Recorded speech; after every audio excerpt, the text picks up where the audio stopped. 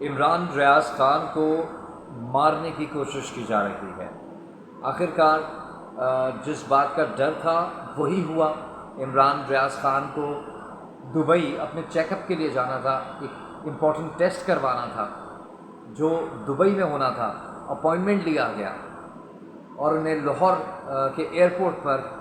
Dubai جانے سے روک دیا گیا ہے کیونکہ واچ لسٹ میں عمران ریاض خان کا نام تھا۔ صحافیوں کے ساتھ پہلے تو انہیں ہراساں کیا جا رہا ہے، ان کے خلاف مقدمات بنائے جا رہے ہیں، انہیں گرفتار کیا جا رہا ہے، انہیں پورے دن عدالتوں میں ذلیل کروایا جا رہا ہے، اور پھر جب عدالت کی جانب سے رہائی عمل میں آئی تو پھر دوسری جو ہے جورسڈکشن کے تھانے نے آ کر گرفتار کر لیا۔ تمام معاملہ ہمارے سامنے تھا، اور عمران ریاض کے جو وکیل ہیں اور خود عمران ریاض اس بات کا شبہ ظاہر کر رہے ہیں، اس بات کا اشارہ کر رہے ہیں کہ انہیں پولیس تحویل میں کچھ ایسی چیز کھلائی گئی ہے جس سے ان کی طبیعت ناساز ہے۔ انہوں نے خود کہا کہ بظاہر میں ٹھیک ہوں، بظاہر جو آپ عمران ریاض خان کو دیکھ رہے ہیں وہ تگڑا ہے، وہ خوش ہے، وہ چل پھر رہا ہے، اس میں کوئی بیماری نہیں ہے، لیکن اندر ہی اندر کہیں نہ کہیں عمران ریاض خان کو ایسا لگتا ہے کہ انہوں نے اپنے ڈاکٹرز کی جو ٹیم ہے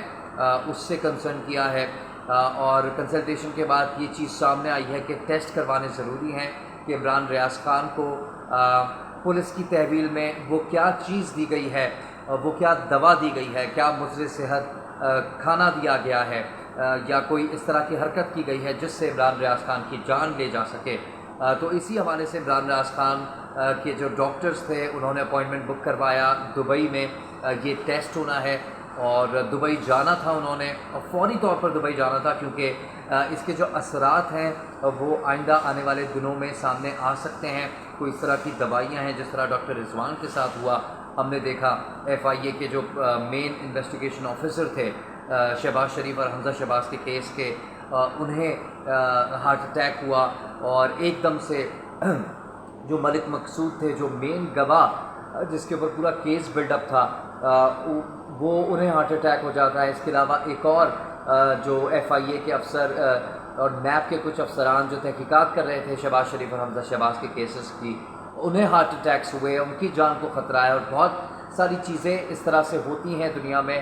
پاکستان میں تو خاص طور پر جب آگ لگ سکتی ہے، ریکارڈز جل سکتے ہیں، اور تمام اس طرح کی چیزیں ہو سکتی ہیں کہ انویسٹیگیشن آفیسر اور پوری کی پوری ٹیم جو ہے وہ اسے ہارٹ اٹیک آنا شروع ہو جائے، گواہان مرنا شروع ہو جائے، یہ کوئی نئی بات نہیں ہے۔ صحافیوں کے ساتھ بھی کچھ اسی طرح کیا جا رہا ہے، اور ان صحافیوں کا منہ بند کرنے کی کوشش کی جا رہی ہے۔ جس طرح سے فیشسٹ اس وقت حکومت یہ اقدامات کر رہی ہے، جس طرح سے پولیس کی تحویل میں عمران ریاض خان کو رکھا گیا اور اب واچ لسٹ میں ان کا نام ڈال دیا گیا،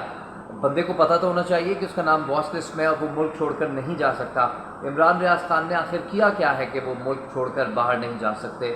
کیا باقی لوگوں کو اجازت نہیں ہے ملک چھوڑ کے باہر جانے کی؟ کیا انہوں نے کوئی وہ مطلوب ہیں، کسی کیس کے اندر مطلوب ہیں، انہوں نے ضمانتیں کروائی ہیں، عدالت نے کہا کہ یہ کیس بوگس ہیں، ایف آئی اے نے کہا یہ کیس بوگس ہیں، عمران ریاض خان کو لاہور ہائی کورٹ سے کلین چٹ ملی، انہیں ضمانت پر رہائی ملی، اور وہ اپنا اگر طبی معائنہ کروانے کے لیے ایک ٹیسٹ جو کہ بہت ضروری ہے وہ کروانے کے لیے اگر دبئی جانا چاہتے ہیں تو کیا عمران ریاض خان کو اجازت نہیں ہے؟ اور کیا عمران ریاض خان کو واقعی کچھ ایسا دیا گیا ہے کہ جن لوگوں نے یہ حرکت کی ہے، جن لوگوں نے یہ شرارت کی ہے، جن لوگوں نے یہ سازش کی ہے کہ عمران ریاض کو جو ہے وہ راستے سے ہی ہٹا دیا جائے، کیا اب وہی لوگ عمران ریاض خان کو دبئی جانے سے روک رہے ہیں؟ تو یہ بہت زیادہ سوالات ہیں جو ملک کی ریاست کے لیے، حکومت کے لیے، یہاں کے اداروں کے لیے کھڑے ہوتے جا رہے ہیں، کیونکہ عمران ریاض خان سب کو معلوم ہے کہ رجیم چینج کے حوالے سے جس طرح کی انہوں نے نیریٹو بلڈنگ کی ہے، جس طرح سے عوام کو آگاہ کیا ہے، جس طرح سے حقائق سامنے رکھے ہیں، تو عمران ریاض خان کے ساتھ اگر اس طرح کی کوئی کوشش کی جا رہی ہے تو یہ بہت ہی خطرناک، افسوسناک، اور اس کے نتائج بہت ہی بھیانک ہوں گے۔